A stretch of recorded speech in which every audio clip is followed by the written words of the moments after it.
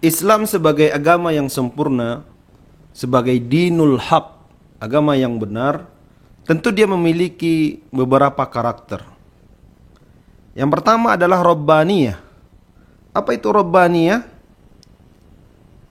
Agama yang memang memberikan orientasi penyembahan, ibadah itu hanya kepada Allah Subhanahu wa taala. Kaum muslimin beraktivitas bahkan dalam semua aspek kehidupannya semuanya berorientasi kepada menyembah Allah Subhanahu wa taala. Bahkan kepada sumber-sumber hukum yang ada di dalam Islam semuanya merujuk kepada sumber yang utama, yaitu Al-Quranul Karim, yang mana dia adalah kalamullah. Sehingga kita menyebutnya Islam adalah agama yang Rabbaniyah. Allah Subhanahu wa taala di dalam surah Ali Imran pada ayat yang ke-79 juga menyebutkan dan mengingatkan kita, walakin kunu rabbaniyin bima kuntum tuallimunal kitab wa bima kuntum tadrusun. Dan akan tetapi jadilah kamu semua hamba Allah, ar-rabbaniyin, hamba-hamba Allah, penyembah-penyembah Allah, karena kamu mengajarkan kitab dan karena kamu telah mempelajarinya. Ini karakter di dalam agama Islam. Islam juga agama yang sangat menjunjung tinggi karakter insaniyah. Allah Subhanahu wa taala di dalam surah Al-Hujurat menegaskan dan mengukuhkan pondasi muamalah, interaksi sesama manusia. A'udzubillahi minasyaitonir rajim. Bismillahirrahmanirrahim. Innamal mu'minuna ikhwatun fa aslihu baina akhwaykum wattaqullaha la'allakum turhamun. Sesungguhnya orang-orang mukmin itu bersaudara. Karena itu damaikanlah antara kedua saudaramu yang sedang berselisih, dan bertakwalah kepada Allah agar kamu mendapat rahmat Allah. Pada ayat yang ke-11, ya ayyuhalladzina amanu la yaskhar qaumun min qaumin asa ayyakunu khairam minhum. Wahai orang-orang yang beriman, janganlah satu kaum mengolok-olok kaum yang lainnya, karena bisa jadi mereka yang diolok lebih baik daripada mereka yang mengolok-olok. Ini luar biasanya karakter insaniyah yang ada di dalam agama Islam. Betul-betul menjaga interaksi sesama manusia. Tidak dibiarkan ada yang saling bermusuhan, saling membenci. Bahkan dalam hadis Rasulullah SAW menguatkan kita dilarang untuk wala tabaghadu wala tadabaru, jangan saling membenci dan saling bertolak belakang. Inilah ajaran Islam yang mempunyai karakter luar biasa, yaitu insaniyah, sangat memuliakan manusia dan menjaga interaksi sesama manusia. Karakter Islam yang ketiga yang sangat luar biasa adalah syumuliyatul Islam. Islam adalah agama yang universal, agama yang terbentang luas dalam artian waktu maupun tempat. Agama yang sesuai dari semenjak zaman dahulu, sekarang, dan untuk akan datang. Agama yang bisa direalisasikan dalam kehidupan keseharian umat, baik dari para rasul-rasul terdahulu, sebagaimana Allah Subhanahu wa taala menyebutkan dalam surah Al-Anbiya pada ayat ke-25. Wa ma arsalna min qablika mir rasulin illa nuhi ilaihi annahu la ilaha illa ana fa'budun. Dan kami tidak mengutus seorang rasul pun sebelum kamu, melainkan kami telah mewahyukan kepadanya bahwasanya tiada Tuhan yang berhak melainkan Allah, maka sembahlah olehmu oleh kita semua Allah Subhanahu wa taala. Allah sudah katakan bahwa dahulu rasul-rasul telah diutus dan rasul-rasul itu membawa amanah agar menyebarkan agama, yang agama itu meminta umatnya untuk menyembah Allah Subhanahu wa taala. Walaqad ba'atsna fi kulli ummatin rasul. Di dalam surah An-Nahl Allah juga katakan, dan sungguh kami telah mengutus rasul pada tiap-tiap umat. Jadi umat terdahulu, mulai semenjak Nabi Adam alaihissalam, nabi-nabi setelahnya, bahkan sampai nabi di akhir zaman, semuanya ada rasul yang membawa amanah agar menyampaikan kepada umatnya untuk menyembah Allah Subhanahu wa taala. Ini adalah bentuk universalitas Islam. Dia sangat cocok digunakan dalam kehidupan keseharian di zaman dahulu, sekarang dan akan datang. Al-Islam juga menjadi panduan pedoman di dalam kehidupan baik dahulu, sekarang dan akan datang. Dia merupakan al-asas, pondasi yang paling kokoh. An tu'mina billahi wa malaikatihi wa kutubihi wa rusulihi wal yaumil akhir wa tu'mina bil qadri khairihi wa syarrihi. Di dalam hadis Arba'in An-Nawawi, Rasulullah mengatakan bahwasanya kita menyembah Allah Subhanahu wa taala, beriman kepadanya, mengimani akan adanya Allah Subhanahu wa taala, malaikah-malaikahnya, kitab-kitab yang telah diturunkan oleh Allah Subhanahu wa taala kepada rasul-rasulnya, dan mengimani rasul-rasulnya, hari akhir, serta mengimani takdir yang baik ataupun yang buruk. Islam juga memiliki al-bina, yaitu bangunan-bangunan. Ini kita umpamakan dengan bangunan, kenapa dia menjadi ciri khas tampilan luar yang dilihat oleh orang, yang kita sebut dengan akhlak. Bagaimana Rasulullah SAW dalam sebuah ungkapan hadis yang diriwayatkan dari Imam Ahmad, innama bu'ithtu liutammima atau liutammima salihul akhlak, bahwasanya aku, kata Rasulullah SAW, itu diutus untuk menyempurnakan akhlak manusia.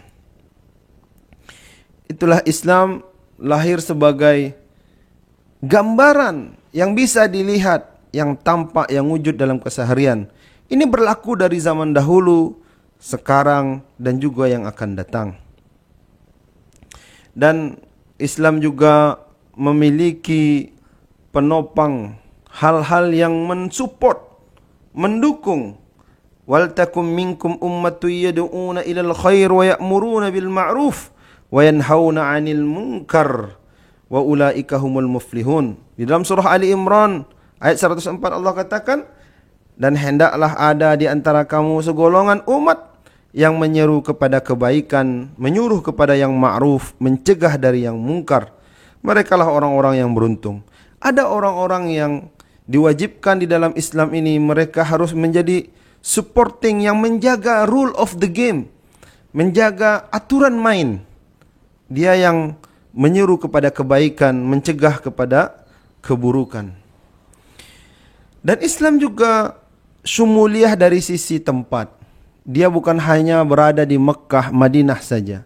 Islam bukan hanya berkembang di daerah Arab saja. Islam hadir di seluruh dunia, di semua permukaan bumi ini. Di dalam surah Al-A'raf, Allah Subhanahu wa taala berfirman pada ayat 158, Bismillahirrahmanirrahim, Qul ya ayyuhan nas inni rasulullahi ilaikum jami'a alladzi lahu mulkus samawati wal ard la ilaha illahu yuhyi wa yumit fa aminu billahi wa rasulih. Katakanlah wahai manusia, sesungguhnya aku adalah utusan Allah. Jadi Rasulullah mengatakan bahwa dia adalah utusan Allah Subhanahu wa taala kepada semua manusia. Siapa yang mengutusnya? Yaitu Allah yang mempunyai kerajaan langit dan bumi. Jadi seantero dunia ini, seisi dunia ini, sampai ke langit-langitnya, itu adalah berada dalam kekuasaan Allah Subhanahu wa taala. Maka tiada Tuhan yang layak disembah kecuali hanya Allah Subhanahu wa taala. Dialah yang maha hidup dan maha mematikan. Maka berimanlah kepada Allah Subhanahu wa taala. Di dalam ayat yang lain, dalam surah Al-Anbiya, Allah katakan, "Wama arsalnaka illa rahmatan lil alamin." Jadi rahmat agama Islam ini tersebar lil alamin, untuk sekalian alam. Sekalian alam, semuanya. Dia menjadi rahmat untuk sekalian alam. Inilah syumuliyatul Islam, yaitu syumuliyah universal dari sisi waktu dan dari sisi. Selanjutnya, Islam juga agama yang sangat tawazun, sangat seimbang. Seimbang dalam artian apa? Dalam artian agama yang mendukung keadilan, agama yang mensupport keseimbangan. Sebagaimana firman Allah Subhanahu wa taala di dalam surah Al-Hadid ayat 25. Laqad arsalna rusuluna bil bayyinat wa anzalna ma'ahumul kitab wal mizan liyakumun nasu bil qist.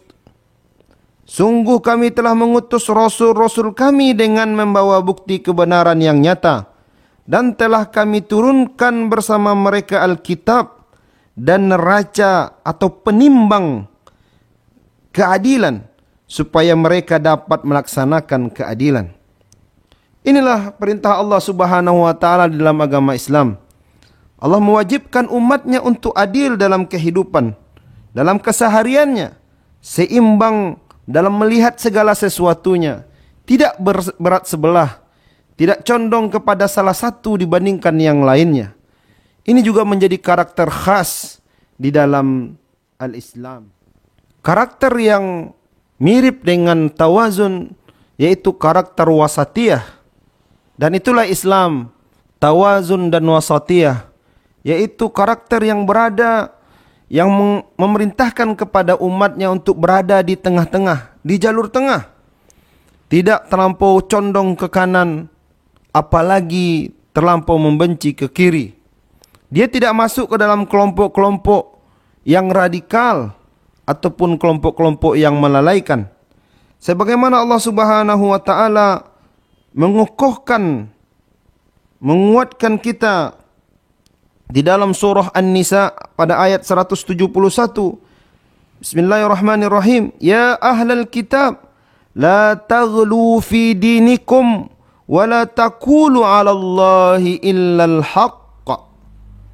Wahai ahli kitab, janganlah kalian melampaui batas dalam agama kalian, dan janganlah kalian mengatakan terhadap Allah sesuatu yang tidak benar. Kita sangat dianjurkan untuk berada pada pertengahan.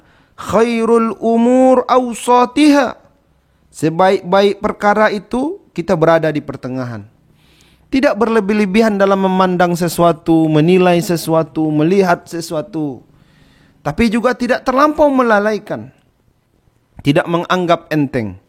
Itulah wasatiyah yang semakna dengan karakter sebelumnya, yaitu tawazun. Karakter berikutnya yaitu Islam adalah agama yang waqi'iyah, yang realistis. Agama yang bisa menjadi solusi untuk saat ini. Karena memang agama Islam ini adalah agama rahmatan lil alamin. Sebagaimana telah kita sampaikan pada ayat sebelumnya dalam surah Al-Anbiya. Wa ma arsalnaka illa rahmatan lil alamin.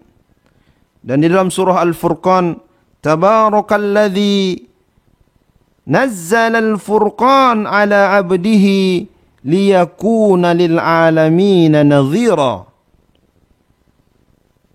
Dan tiadalah kami mengutus kamu melainkan untuk menjadi rahmat lil alamin semesta. Maha suci Allah yang telah menurunkan Furqan kepada hambanya, yaitu Nabi Muhammad, agar dia menjadi pemberi peringatan kepada seluruh alam, manusia ataupun jin. Jadi sangat waqi'iyah, sangat realistis. Dia menjadi solusi terkini untuk umat saat ini. Itulah karakter dari agama yang hak, yaitu al-Islam.